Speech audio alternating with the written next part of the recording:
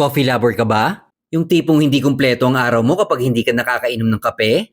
Tamang-tama dahil may isi-share kami sa inyong legendary bilihan ng mura at quality coffee beans. Hello mga kagalaeros!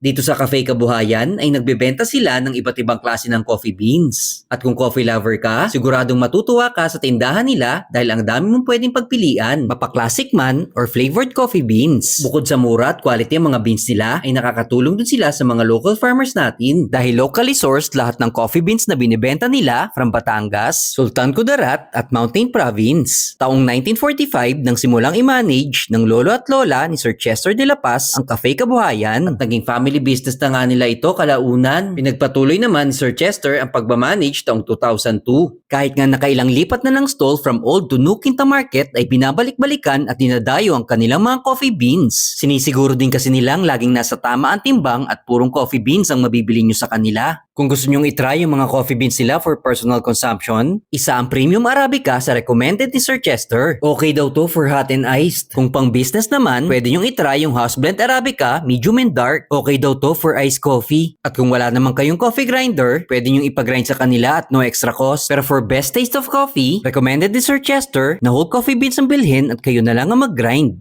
Located ang Cafe Kabuhayan sa Stall B17, Quinta Market, Quiapo, Manila. Open sila daily from 10 a.m. to 7 p.m. Pwede nyo din silang i-message sa FB page or kontakin si Sir Chester sa mga numbers na nasa screen. Hanggang sa susunod na food trip at gala, ingat mga galaeros!